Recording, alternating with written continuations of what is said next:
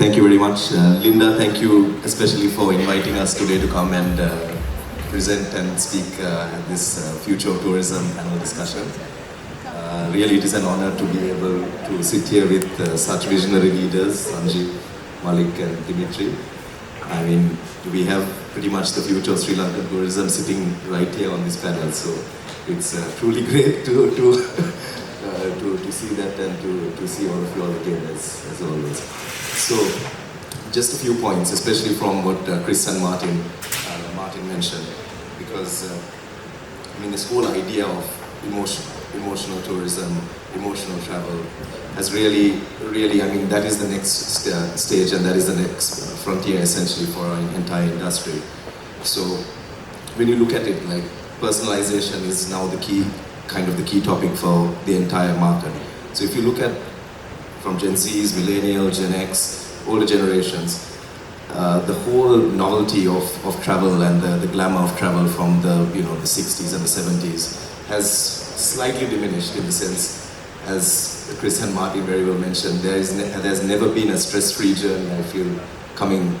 I mean, right now it's always a hassle. You're running around getting your baggage claim, you're rushing from taxi to the immigration queue, and all those touch points have really not been addressed up until now. It's been the same, it's been going on that same kind of wavelength and same bandwidth all this time.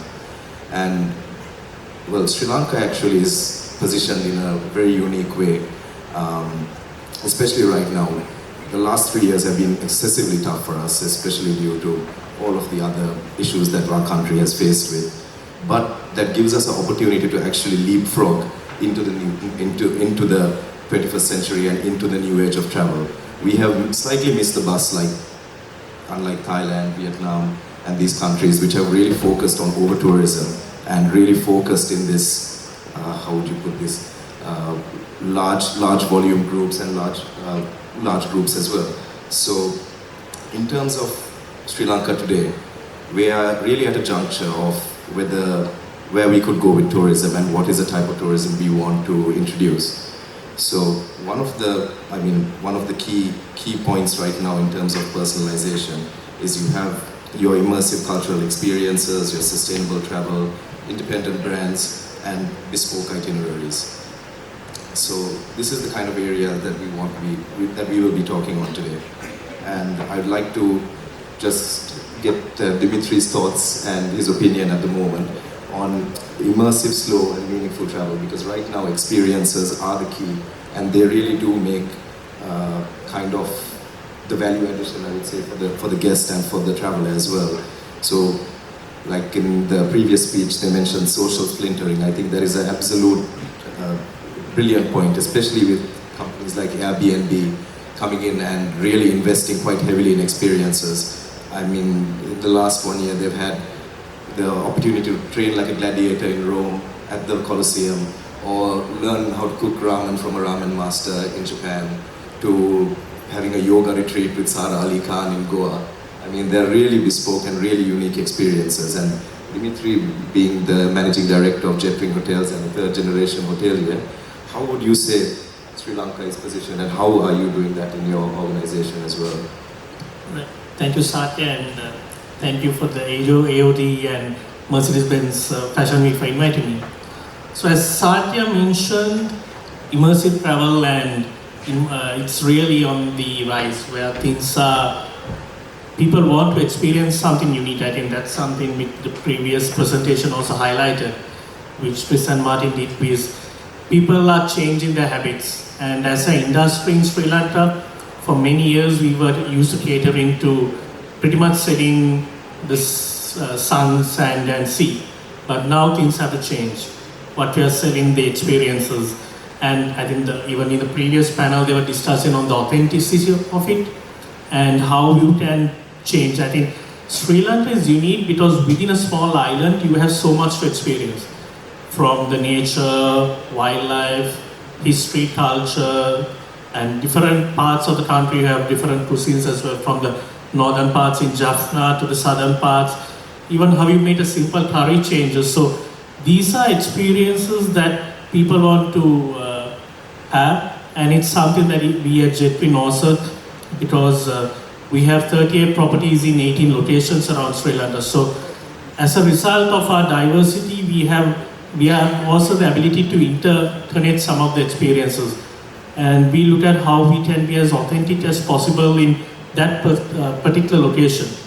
Whether it is places like Vallavaya, where it's more to do with the village experience and the paddy fields and rice and so on, or in the north with the culture over there. So there are so much that Sri Lanka has as what we can offer, and things vary. So, and what my preference might be not what Saakya or Malik likes. So, but we have something for everybody.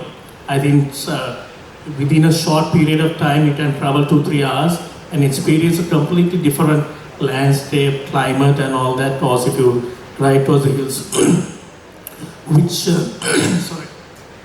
which many countries don't have. Like in other countries, even in nearby India, it takes much more. You have to travel far more longer to experience something. And here, within 2-3 hours, you have everything. Like I think something with wildlife, which is unique, is how within just 2-3 hours drive, you can go for a whale watching safari in the morning and see elephants and leopard in Yala within 2 hours from Mirissa to Yala, which no other country actually can boast of. We have so much potential as a destination, and due to so many conflicts, the war, East attacks, and all other complications, we haven't been able to properly utilize what the country has to offer. And thankfully now, after 5-6 years of trouble, we are seeing things changing and things are moving ahead, and we are quite confident that things can improve, and thankfully we are seeing numbers increasing, but unfortunately we have to see also what the markets we are getting in as well. So, and I think that's something we can discuss further on. Thank you very much, Dmitri. So that authenticity is quite a key point, and the authenticity of bringing this Sri Lankan experience by way of product, by way of experience, by way of design. Now, Sanjiv, you are heading, I think, the largest hospitality institution in Sri Lanka. How would you say you are giving that authenticity, yet trying to maintain, obviously, your major overall brand standards with the Cinnamon Group? Yeah, thanks. Thank you for having me here. Sitting next to these guys is pretty intimidating because they're like, Malik I've known since I was a little boy, and he used to bully me, so and I was bigger than him, but I used to love his dad, and he's the most wonderful person I've known for 30+ years. And Dmitri, I've not known you so much, your dad, I've known your dad for so many years. But what a lovely place this is. Lanka's done such a wonderful job with this. I'm like inspired. I'm totally inspired. You know, this is a big development, one of the biggest investments in Sri Lanka, actually the most biggest investment, 1.3 billion, probably 1.4 now. It's an integrated resort, multifaceted, has a lot of integrated aspects of the business. But to answer your question, really, I always believe in all the businesses I've run. I've been with Four Seasons for 24 years, and then went on to other businesses as well, running small boutique hotels, and then much larger organizations. And the real sort of core essence of, I feel, about everything we do here at the City of Dreams, it's all about the people. The core essence of how we exist.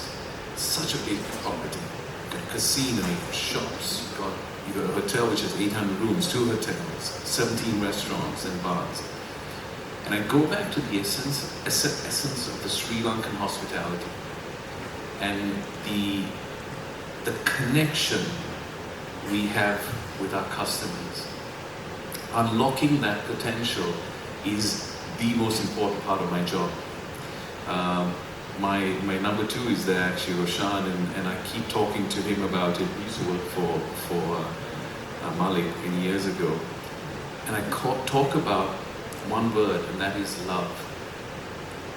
Love is such a big part of everything we do. Forget about the glitterness of all the chandelier and the big building we have and beautiful road and the lovely restaurants which are design-led.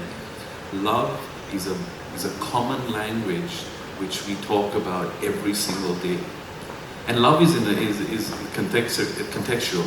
But every single person, we have 3,000 employees here, 3,000 team members. And of them, they've got families, they've got parents, they've got people who they take care of. And what we try to do every single day is try to get to know every single person. Running big organizations like this, it's people first. And the beauty of being in Sri Lanka, we have a lot of heart and soul. It's not a job. It's a true meaning of hospitality, of connecting and telling our story. So when you ask me that question, I just go right back. I don't even talk about the business. I talk about what drives the soul and the spirit and the joy and the happiness of this economy. We're so proud of it. We're so exhilarated by it. I was sitting at your wonderful fashion show, sitting next to Linda yesterday. What a treat. And looking at the beauty of people coming in, and that's an event of creativity. And the Sri Lankans have that creativity.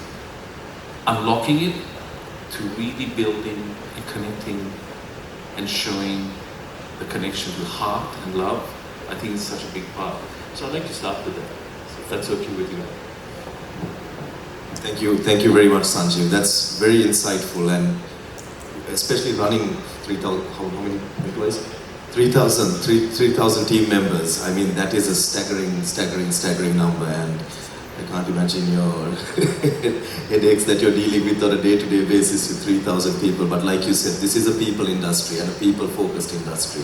And I really do love the fact that you said you're selling emotion and you are selling that experience. And that's essentially how important the brand and the brand delivery is. And to my left, I think I have the most, how would you say this, foremost expert, I would say, on branding and the importance of branding. And Malik, being the founder of Resplendent Ceylon, coming from a business background, you were able to carve out your own brand, and you were able to make it was never affiliated with Dilma or anything to that extent. You really strove for greatness, and you created a very, very authentic brand that is truly authentic to Sri Lanka, to yourself, as well as maintaining that brand standard. How would you say it's important for tourism and the future traveler to maintain this brand in terms of product? Product can be anything from an F&B operation to a guide to an experience to a hotel. How important would you say that is in today's context? Thanks, Saakya. Thanks, fellow panelists. Good afternoon, everybody.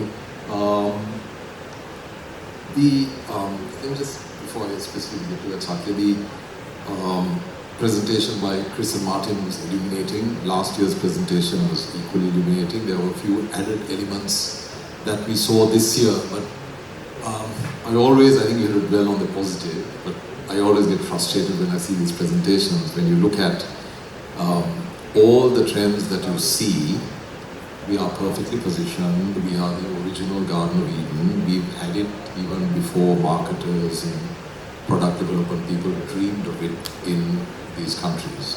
So our challenge, Saakya, is taking what we have and what we've had over the last 15-20 years, maybe was impaired in one way or the other because of the conflict or because of pathetic governance or because of the economic crisis and so on. But now that we are on a steady track, as we heard earlier, the earlier panel also highlighted the fact that Sri Lanka is now very much on everyone's radar.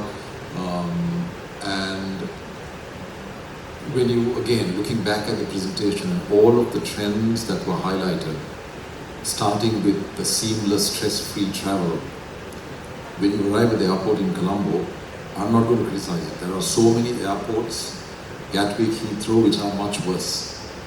The issue is the hardware needs a makeover, but the moment you land in Sri Lanka, there is a de-stress. You chill, and the people are relaxed, no one's in a hurry. The security guard smiles at you, right? The commando with the machine gun smiles at you, right?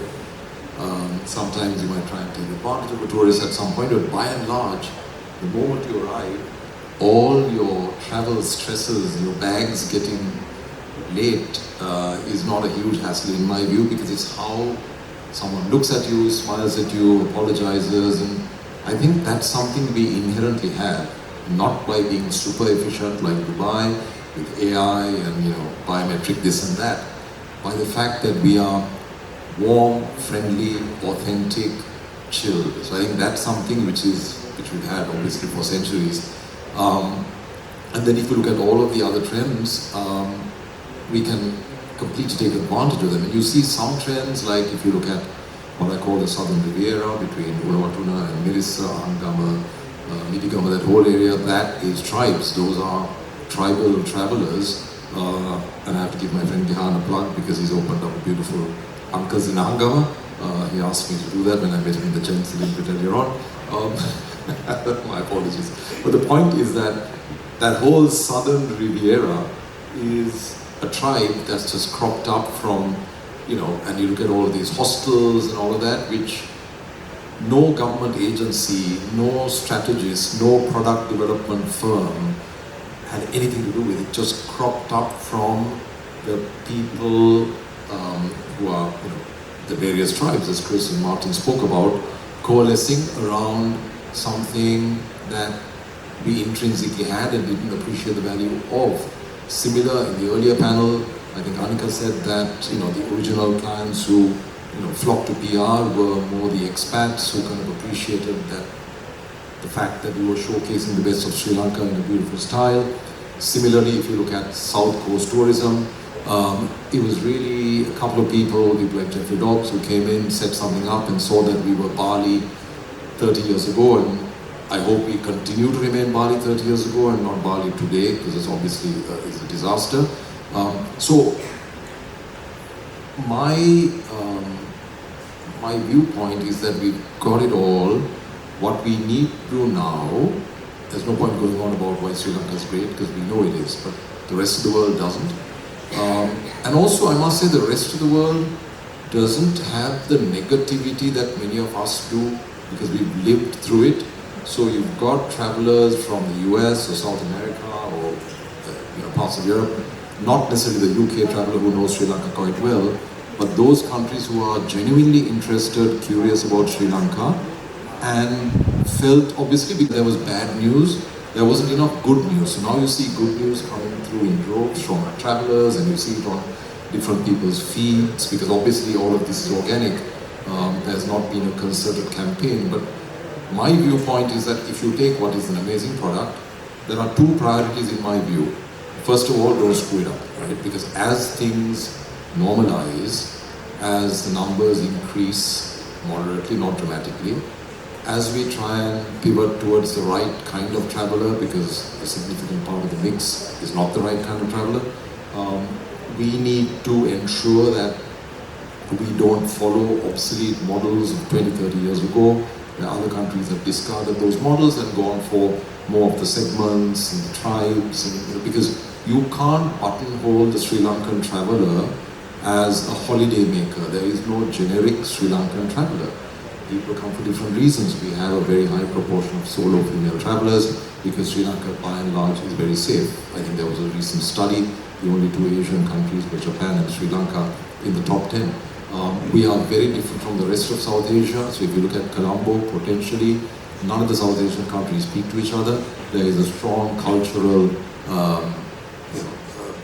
elements within those countries which could use Colombo as the base, right? Because obviously you've got a lot of geopolitics. So Colombo, which obviously is struggling, and Sanjiv has done an amazing job in terms of repositioning Cinema Life, but this property and many other properties here also predicated on having a significantly larger number of visitors. We should position Sri Lanka as the Switzerland of South Asia, which it is. If not the balance sheet, we have it in terms of the calm, the stability, and the disposition, again the Swiss sound super friendly like Sri Lanka, but the point is we can be an oasis is the point I'm trying to make. And then again you heard in the earlier presentation about short stay. People come here for a business meeting, they stay at Cinema Life. They've got a couple of days just to go away somewhere, to experience something unique in Sri Lanka. They love it, they choose to come again. Even when you look at the earlier wave of FDI that we had in the 70s in the apparel industry, and in the 80s, mid to late 80s, a lot of those who invested in FDI, because we don't have FDI now for a variety of reasons, particularly in tourism, the wave of apparel and industrial parks and other businesses, which many of us haven't heard of, but these are thriving businesses owned, founded by Europeans or Asians, exporting. They came here on holiday. They loved the country. They decided that Sri Lanka is the best place if they want to be based in Asia to take advantage of our FTAs. We have FTAs with India, we have FTAs with Pakistan, we have FTAs with China. So these free trade agreements aren't taken advantage of if you don't have the FDI that sets up the factories and the processes to export raw material, because you can't drive FTAs selling just tea and biscuits and whatever else we make, and apparel obviously. So my viewpoint is that everything that we heard from the Future Laboratory, Sri Lanka is really that laboratory where many of these concepts have come right. That's why you see this growth in travelers despite a total lack of communication and positioning, because we have it all. But the thing we've got to guard against is that countries that don't have the potential create it through more intelligent strategies and steal our travelers. Now, one final point is that the Middle East obviously is booming with all of their very intelligent strategies, and I think in the Middle East they are not, they're not coy about the fact that they don't have the technical knowledge. So they bring in expats who started Emirates. There was no one in the UAE who was involved in Emirates. It was all entirely a British team who's doing all of these initiatives. They bring in the best of talent. So we can do the same, and the advantage we can position is simply like a twin center holiday. We try and position Sri Lanka to the Maldives traveler, because we have people coming from Brazil, Chile, Western US to the Maldives. 1 hour away, do a week in Sri Lanka. Similarly, these droves of people who are going to Saudi, they'll go to Alula, they'll stay in Habitas, they'll go to Disneyland in Abu Dhabi. The climate may not be so great, lots of attractions, but then hey, 3-4 hours away, 15 flights a day across multiple airlines. So we have to position where we take advantage of the growth in the Middle East to say that we are the little paradise island. You do your Middle East number and then pop across to Sri Lanka for some genuine R&R, because you can go here, sit on top of a mountain top, hear a temple chanting in the background. All of those experiences cannot be created. So all our comp set, if you could call it, that we saw in the presentation, those are all man-made, largely artificial experiences which we have in nature. So if we are intelligent about it, we should piggyback on those trends, let them spend the billions, let the Middle Eastern airlines fly people from all over the world to our doorstep, and then let's do the last mile connectivity in terms of positioning, in terms of logistics, to get them here at the end of a stay wherever else they're going, whether it's the Maldives, whether it's the Middle East, and so on. It's a bit of a long answer. Thank you very much. That was very insightful, and I think we can show that at your next political rally as well. So I think future is looking bright for Sri Lanka, definitely. So in a country where we really don't have too many international brands, it's predominantly, there are less than 10 international global hotel brands in Sri Lanka at the moment. The rise of independent and local brands is something that is a key force in driving the country and driving the sector as well. How would you say, Sanjiv, how would you say you position yourself and compete with these other global massive companies like the Marriotts, the Hiltons, and still keep the product at the same on the same battlefield and at the same stage as them? How would you suggest? Yeah, so that's a brilliant question. I think one of the things I've found, and I've sort of scattered across the globe, and I've started I started my career in Sydney, but ended up in Goa, and then went into Vegas, Toronto, and then back into Langkawi and Damascus, Syria, Maldives, Beijing, all over across the globe. So I've seen sort of the landscape and how things have sort of evolved in these various destinations, and how things have sort of become, and in some cases have not turned out to the best in their own right. I worked for a company like Four Seasons, and I've also created a company called Auberge and expanded from 3 hotels to 28 hotels, and we've sort of seen from big houses to a very small boutique environment, and how you build momentum. Sri Lanka has all the 5 senses, as Malik and Dmitri mentions. It's got the smell, the touch, the feel, the wellness, the spirit, the soul of an incredible destination.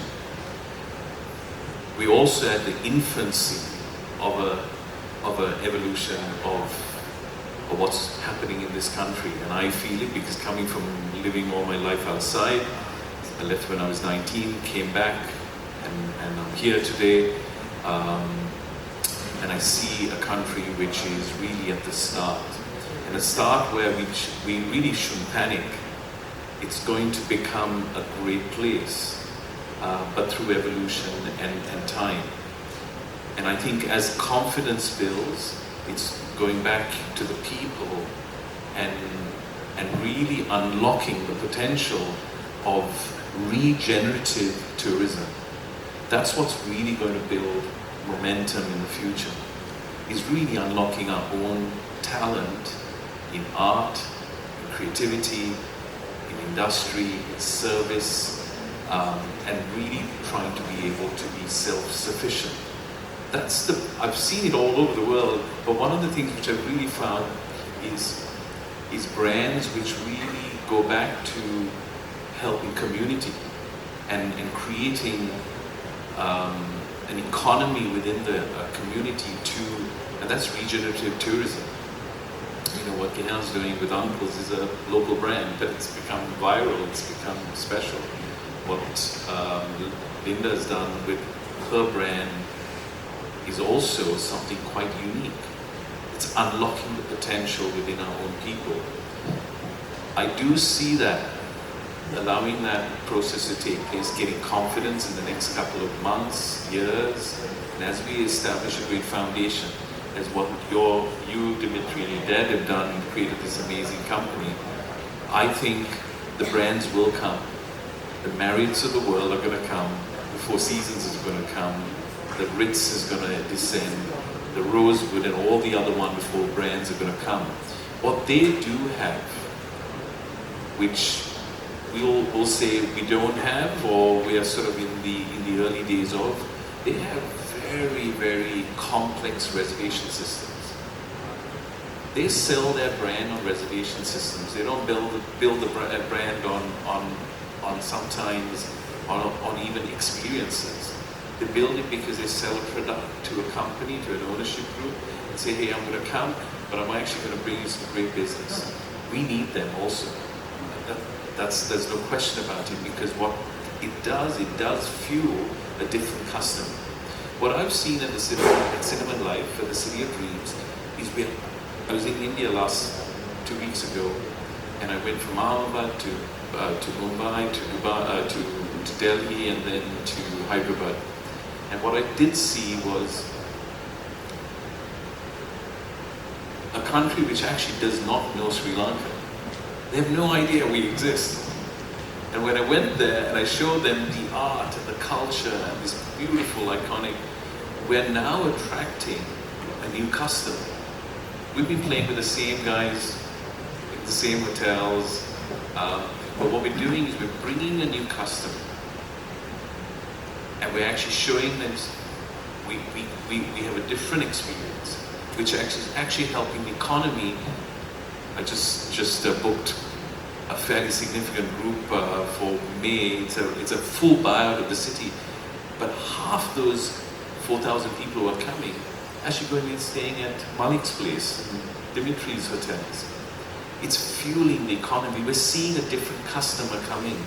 So going back to your point on bringing new brands, the Marriotts of the world and the Hiltons, and they are different segmented, by the way. All these big houses got different brands, from Waldorf to mid-range, Conrad to a Courtyard, Marriott. You're bringing different segmentation, and Sri Lanka definitely needs it. It's not there yet, but through confidence of our local brands and showing we've got the product, we've got the soul of the product, we've got a great offering, and what we do through confidence is show these brands the authenticity of that product. Come here and bring you a new customer in. So I think over time it's going to happen. It's a matter of time of these wonderful brands coming in. I wouldn't rush into it though. I would take our time, because we have an advantage today to create the future. And we're at the infancy stage. I know, some of us like Malik, I remember him having one hotel. Now he has a beautiful collection of hotels. He thought that was the start. But today is the start of a much greater future for Sri Lanka. And I think it's going to be people like Dmitri and Malik showing confidence in the marketplace, and owners and investors coming in and bringing in and fueling this economy for hospitality. Our bread and butter for this country, apart from coconuts and tea and all the wonderful other things we have, is tourism. It's our spirit. We tell the story. I think this is going to be a great period of time. 10 years, Sri Lanka is going to look different. Colombo is going to look different. The port city. What we have here currently. Some of the other wonderful locations being developed. Culinary experiences. The ocean, to architecture and art, and all the different other segmentation of what creates a beautiful destination is going to come alive through regenerative tourism. Thank you very much. I mean, that is a very, very clear point. I think this whole concept of self-sustaining tourism, sustainable tourism, that is going to be the future, truly. And this is an area that you'd see more and more affecting the traveler's mindset as well. The whole idea of eco-conscious travel, sustainable travel. I know it's a buzzword used by pretty much everybody in every industry at the moment, but to what extent does it mean to be truly sustainable? I feel, Dmitri, you can really pitch in there and help me answer that question, because from your organizational standpoint, I think you are one of the leaders, I would say, in our entire industry when it comes to sustainability. And what kind of importance does that hold in the modern traveler coming to Sri Lanka? Yeah, at JetWin for us, I think sustainability has been always very strong, and it's not something that started in the last few years. It's when my grandfather started in 1973. Since then, it was always part of his DNA to how he envisioned how the company should be run and how the hotels run. And at that time, he started with only small 6 rooms in Colombo, and of course, over the 52-year journey, things have evolved and come to where it is. And even in the 70s and 80s, when this wasn't a buzzword like it's today, but how he worked with the local communities in all the areas, sourcing materials at that time and stuff like that. Those are also all his ideas of how the community should always benefit from tourism. If you go to all of our properties, you won't see any fences or gates from the beach side. People are welcome to walk in, walk out.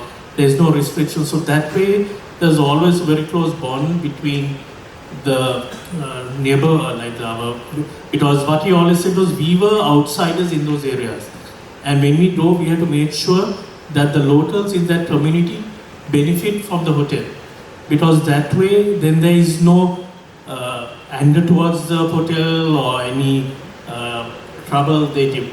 And even during the tsunami when we had problems, actually some of involved, for example, it was the locals who came, and when people were starting to loot, they came and protected.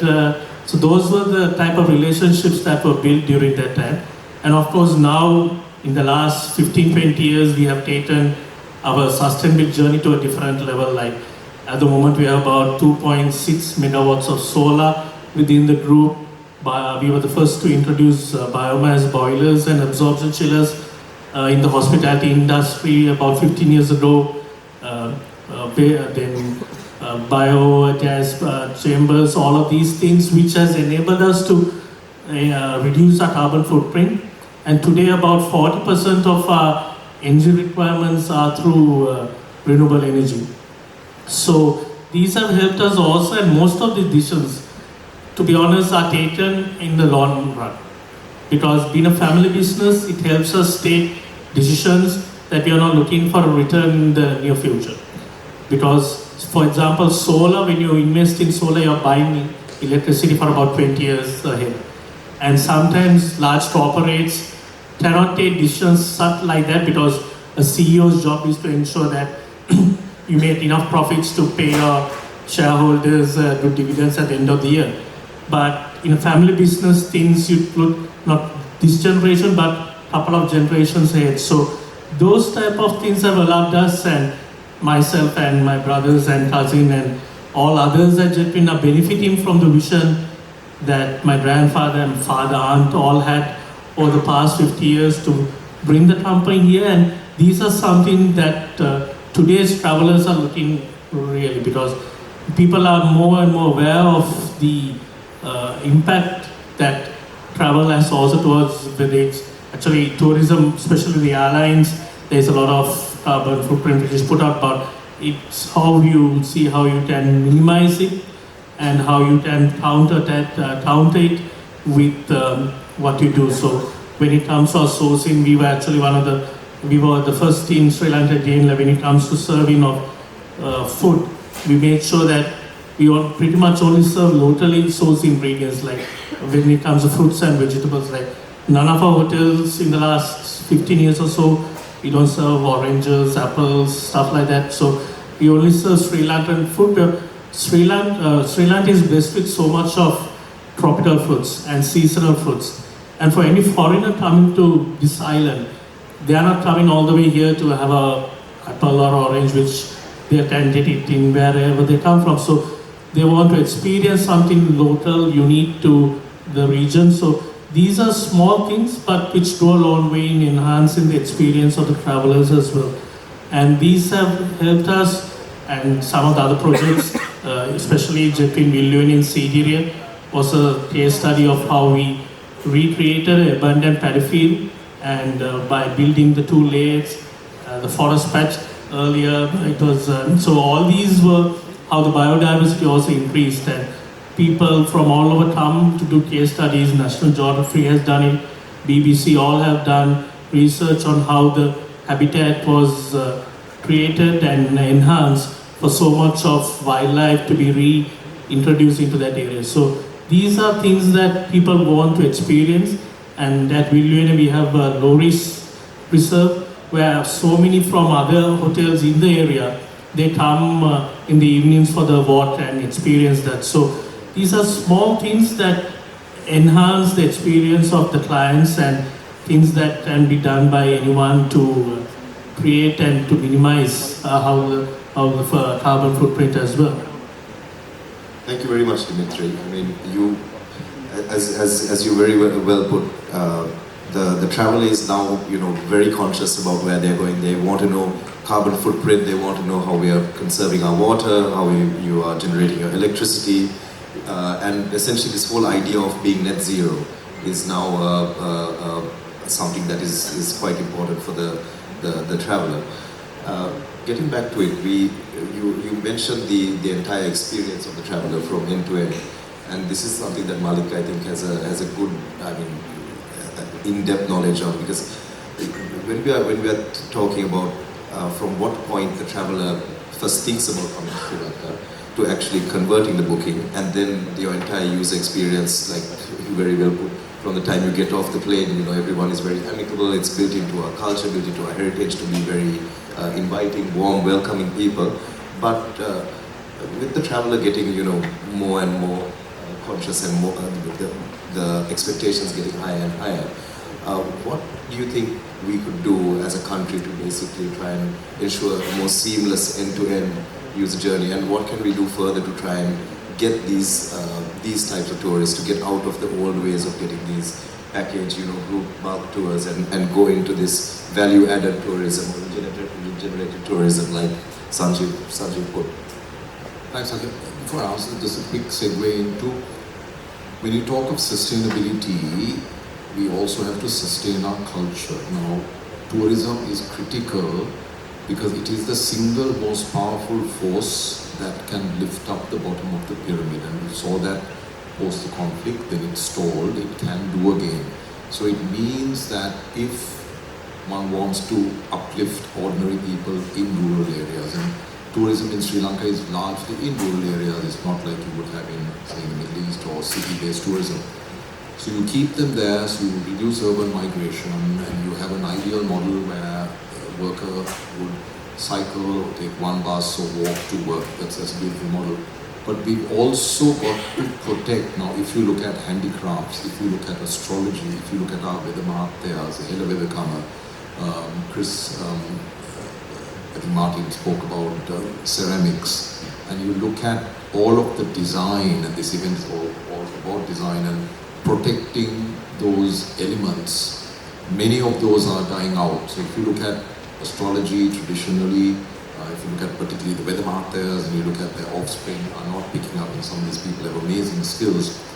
And you heard about the tribal connection. So if we can harness, because that's what the Western traveler is looking for. They want this authentic, amazing, beneficial experience, whether it is our cuisine, which is inherently so nurturing. If you look at cinnamon and you look at turmeric and coconut and so on. So tourism has a significant sustainability aspect beyond the carbon emissions and net zero, which is also important, no doubt. But in terms of sustaining what is the heart of this country, which is the rural folk who have these amazing skills, whether it's in arts and crafts and so on. So I really feel that's an area that we've not focused on. You do a lot of work, Linda, with your island brand and all that, but if you're doing it, and it's not easy because you're deliberately doing it, but it should inherently happen where you've got droves of travelers going to these villages and purchasing items. And even if you look at handicrafts, most of the handicrafts in the tourism areas are pretty crappy. No one wants to buy them, right? So there needs to be some kind of a program where there are a whole series of craft-based initiatives to upskill, because someone comes and sells you a beautiful orua, but very beautifully done in teak for 30,000 rupees. He's set for that month, right? Instead of something crappy for 3,000. So that's an element of sustainability of livelihoods and craftspeople and villagers that tourism really can drive, which is not happening in a systematic manner. Just quickly getting to your point, Saakya. You see, first of all, we've not had a positioning, marketing strategy, because we don't even have a vision. So we all know what should be done. In an ideal model, you want a series of PR agencies to tell our story. You want a series of representing companies working with the trade. None of that is happening because our tourism structure is frankly broken, and there is no likelihood of fix in the short term. So all of us have to do whatever we can with events like this and with our individual outreach, that we reach out, because we've got amazing products in this country. So I'm going to give a shameless plug to Pramodit, who's sitting here in the front, who's heading up the Pico Trail. And the Pico Trail is a beautiful product. Many of you know it, which is a 300-kilometer, 22-stage walk throughout the Central Highlands. It was created by my friend Miguel, and I'm now in charge of the commercial, shall we say, long-term sustainability of this amazing product. And the Pico Trail, in the last 3 years, simply picked up for Sri Lanka such amazing accolades through Time Magazine, National Geographic, all of the global media. That one single product, created entirely by the private sector, supported significantly by the EU and USA, thanks to them, has helped position Sri Lanka in a totally new light, where you're getting travelers who want to go off the grid. You saw in one of the types of tribes that were mentioned, the kind of traveler who wants vitality, who wants to be active, who wants to go off grid, who wants to trek across the country or run across the country. We offer that. That's something that Abu Dhabi or Dubai or any of these other countries that are creating these products can never replicate, you know. So the answer to that is that it's now happening through word of mouth, it's happening through people sharing. If you look at AI, which is a significant way, we are woefully geared for AI because we don't have enough credible content out there which comes. You do have credible content, but generated by various private sector establishments. So if you look at whether it's a Michelin Keys, or again a plug for myself, Relais Chateau, and if you look at these other affiliations or achievements, or Cinema Life has an amazing party or a launch event, that gets into the media, that comes out in AI and comes out in what you call the top of the funnel. But there isn't enough happening at country level systematically through a network of PR agencies, which are very cheap and doesn't require big money, which then means that so I'm not talking here about search. You can spend money and have something target the traveler based on their affiliations, but even if someone says, like you saw in the Google search ad, this is what I want to do, based on all of the content that's out there and seeded, it gives certain recommendations, and then you follow through, and then you start 3-6 months. Now typically you're looking at about 3 to 9 month even. Older travelers book 6-9 months ahead, younger travelers maybe 2-3 weeks ahead. But we are seeing around the time of the economic crisis 20-30 days, now it's gone up 120-130 days. So 4 months before, people are actually booking, but they've started the planning another 4 months before. So it means that you've got to have a good 6 to 9 months of uneventful, no trouble, everything is smooth, no negative headline, no stupid, ill-founded travel advisory which subsequently gets retracted for being incorrect. So all that kind of stuff kind of tends to muddy the waters a little bit. So what we need is, and I think we have it now, a clear run. We all need to voice and put, so again, Linda, this event should get some media, right? It should get some media. It then influences the AI dialogue. We have an event like this, and you need to shape people's opinions early, because there is a pent-up, Sri Lanka is a bucket list destination. I'm uncertain. They felt maybe there's something going on, what is it, we don't really know, and we never had a coming out party. Party may not be appropriate after all the suffering, but when the war ended, there should have been some kind of event like Rwanda had, saying, look, we're back to normal, this is the message, and look at that country which had 1 million people killed in 1 month, and what happened here, absolutely traumatic, but not on that same scale. So I think we're getting there organically. My wish is that over the next 6 months or so, it happens in a more structured manner, and I really think, Sanjiv, that companies like Cinema and John Keel's, which obviously have a lot of clout and a lot of investment, should be driving the agenda and insisting that certain basic things are done. It doesn't take much, because we've got an amazing product, we're not telling our story. Many of the other countries don't have a great product, but they're really good at telling their story. So we are in a far more advantageous position, and it only takes 3 to 6 months to get transformed. So if you do it right, you'll find, back to the FDI argument. Why is there no FDI?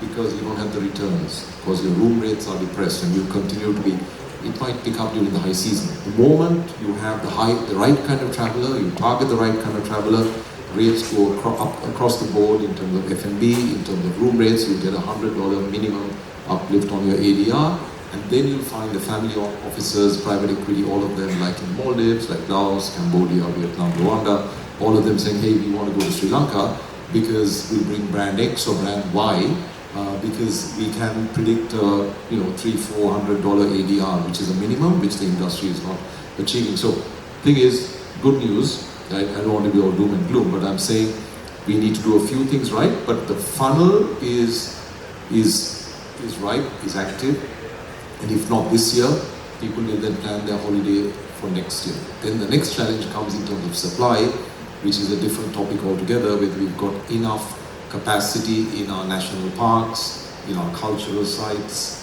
and even in terms of rooms, hotels needing refurbishment, and staff. That also is a challenge, but that's kind of a good problem to have. Thank you, Malik. I mean, you brought some very key points, and especially, like you mentioned, from an investment standpoint, why FDI doesn't come, rates are depressed, taxation is quite high, and you know, we are really followed a rather traditional model of tourism up until now. But looking to the future and going past 2025, an area that, you know, sometimes we slightly disregard or don't give it enough, I would say, enough focus, is MICE tourism.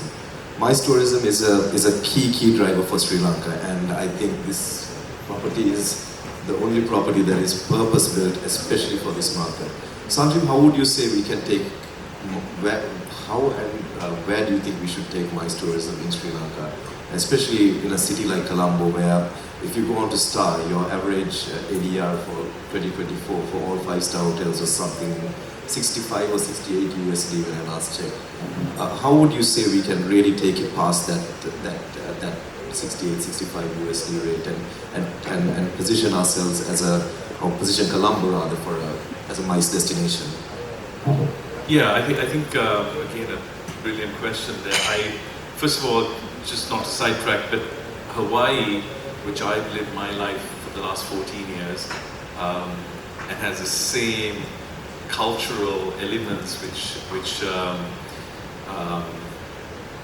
Sri Lanka has in many respects. It's a state, and has the same palm trees, the same vegetation, has pretty much everything.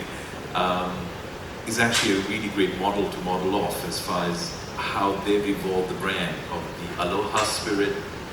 It's an international, the hula dancing. I'm not going to do it right now for you, but I could do it with a few drinks tonight. Should I do one with you? But I think that's a great model. I think you could sort of really base ourselves of what Malik's sort of evolving. He's absolutely right in what he's saying and where we are and where we need to go to. MICE is a very interesting piece of business, and everyone, when we talk about MICE, you think, oh, you've got to get the mass market here, you want to fill it in, and you want to... You know, I've been super jazzed and inspired by what I'm seeing in the MICE world. This production here at the City of Dreams has actually opened my eyes. It's giving us a whole different other layer, very different levels and layers of different MICE groups. And we talk about MICE, it's a very sort of, it's a bit of a rough, you know, I never came from the MICE world, I came from the leisure world, which, you know, you all are very much in. But it's super important, because what it is doing, it's fueling the economy to bring people, showcase the destination, and then tempting them to actually go and have a look at other places in a destination which is so rich. And most of these MICE groups which are coming are corporate travelers, potentially. They're leisure travelers, because we have incentive business. We've had, Lisa's over here, she runs the biggest, we have 220,000 square feet of meeting room space, and she controls it. Lisa Mendes, who's our director here. The business we have is we're finding destination travelers coming in, destinational weddings, actually booking business. And by the way, it's not value-driven business. These people are spending 3, 4, 5 million US dollars a wedding, and they come and they want the full-on 3, 4, 5 day. So we are attracting them. These facilities is a vehicle for it. MICE will continue to evolve, and something we talk about a lot here. It's really not through the facility of having a bed and a restaurant. and a meeting room space. It's all about the experience. It's all about touching hearts and creating memories. Even if you have 50 people or 20 people or 100 people or 200 or 300 people, it's all about creating and connecting with someone's emotion. And how do you do that? It's through the elements of what we have. So we've done some amazing programs here. Most recently, We Are New. And I've seen that evolve into breakaway groups of 400, 500 groups coming in, to 50 groups going to Bentota or Berrowell, or 20 of those going to the other destinations. But giving them the experiential travel here in Colombo is key. Getting some of these craft, some of these dancers, some of these beautiful singers, storytellers. What Linda's doing here with the beautiful, I spent a lot of time yesterday talking to some of the designers. I was so inspired. I mean, they have the most incredible touch, bringing stuff from Anuradhapura, weaving, coming from Anuradha, from that region, coming and using them in styling and fabric and all the work they're doing. So bringing that into our mice business, not just running it as a business. Now when it comes to rate, right? Yes, the rate is low, but I'm not actually concerned about that, because the more people we get here at this stage of our game, more eyes going into our product, we could, through compression, we will build a much confident product which we can showcase. Yes, rate is subdued and is compressed to a point where it's a saturated market, one would say, in the mice business. But over time, through the elements which is evolving in our economy right now, it's actually going to become the destination to come and see and experience, if it's mice, or FIT, travel, or leisure, corporate, in all the segmentation. There are companies which are moving in here. I mean, as we speak, we've just signed 25 corporate companies who are actually moving businesses here to Sri Lanka. They're bringing their regional hubs into Colombo. So it's an exciting time. It's a really amazing, exciting. MICE is going to evolve. It's not going to evolve the way we think it. It's going to evolve much more dramatically and in very different segmentation, and continue to drive rate. Our rating will come up at one point. It's a matter of time. And we may not be a value-driven property destination anymore, but it has probably a good few years to go for that through time. Hope that answers your question. Thank you very much. So we're hoping to see, the $200 5-star rate coming soon to Colombo. Brilliant, brilliant. My last point before I'm being told to my last point posed to both Dmitri and Malik is an area for the modern traveler now is digitization. I mean, Chris and Martin both really touched on this and the importance in AI from the booking perspective, but also from a back end as well as a front end, from AI-based concierges to e-payment gateways, things like that. I mean, we have slightly missed the boat on it because I saw Visa has only just launched the Google Pay last week. So we're slowly coming into that stage, and it's such a necessary thing to have, especially a proper digital infrastructure. How would you say this holds in terms of importance to the traveler as well as to both your organizations? So definitely at the moment, how AI is used and what the different options you have when it comes to different platforms is essential in how you want to evolve in your business and how you adapt. Because I think that we were discussing earlier and it was mentioned, if you remain where you are, then you're going to fall behind if you don't use this. Not only when it comes to the desk perspective, but also when you're even running your operations and for the data collection. Data analytics is exceptionally important for the target audiences. Now with all this, with different AI tools, all that, you need to know where you put your money to also. Like if you have even a limited budget, using tools will help you to target those specialized markets to enhance your business. So it's exceptionally important that you use various tools even for the simplifying the test process as well. I think whether it's at the airport, at hotels, and also knowing the information. I think for groups, especially having a CRM system helps. That way, you know if they stayed at one location, once they go to the next, you know their likes, dislikes. So small things like that personalizes guest experience. So definitely how AI is used in the future as organizations is essential, and it won't replace what hospitality is. I think one thing that Sri Lanka is known for is the people, the warmth and the genuine love and care we provide, which is the first and foremost, I think, in the industry. But using AI and other tools will just enhance that experience, which can make us a world-class destination in the future. So I think, there was two kinds of AI. So if you look at the large language models like ChatGPT and Gemini, and then the other one is agentic. The large language model I mentioned earlier is that it's critical that the content that we have on our websites, on our social media websites particularly, and as a country, as a destination, the content we have there, and that's a significant weakness, is placed in a manner where the LLMs, as you call them, can crawl onto your site and pick up the relevant content to be able to present, like again the Google search.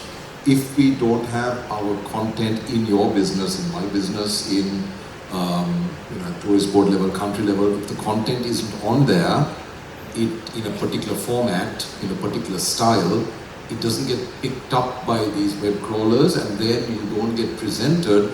We heard earlier from Chris and Martin that 90% of Gen Z use AI for their holiday choices. And if we are not presented adequately there, which in my view we are not, because a lot of it is organic, there isn't any crafted content out there, which means that we are adequately positioned on these, because you move from a search engine to an answer engine. So large language models answer engine, if we are not part of the answer, then it's an issue. So that's something which the country as a whole needs to focus on, and businesses need to. We are doing it within our organization, I'm sure many others are. The agentic AI, which is what does the automation and the intelligence, and if this happens, that happens, and does all of that. I think many companies, not only in Sri Lanka but across the world, are struggling with that. That's really more in terms of automation and reducing certain levels of staff and admin staff and so on. So you have companies like Google laying off 15,000 people because they've been replaced by agentic AI. I think that's less relevant, that's more in terms of business efficiency. Whereas the first thing I mentioned, which is your positioning on the answer engines, is something which is a huge priority for Sri Lanka tourism, especially given the stories we have, the content we have. Again, compared to some of these other destinations, we don't have to make anything up. We just present what we have, because travelers come here. 95% of travelers essentially are overjoyed, they're surprised. It's such an underrated destination. Underrated means that we're not pitching it adequately. So that for me is a risk when it comes to AI. It can be fixed. Thank you very much, Malik. Thank you, Dmitri. Thank you, Malik. And thank you, Sanjiv, for a very insightful talk. I mean, if there are any key takeaways from this, it will be the importance of people in our industry, the authenticity of our product and the experience gained in Sri Lanka, importance of sustainability both from an energy perspective as well as from a social perspective, and finally the key importance of digitization through an organization or even any type of tourism product that is available on the market. And lastly and most importantly, the rates in Colombo are going to go up, so that's a big sign of relief. So thank you very much.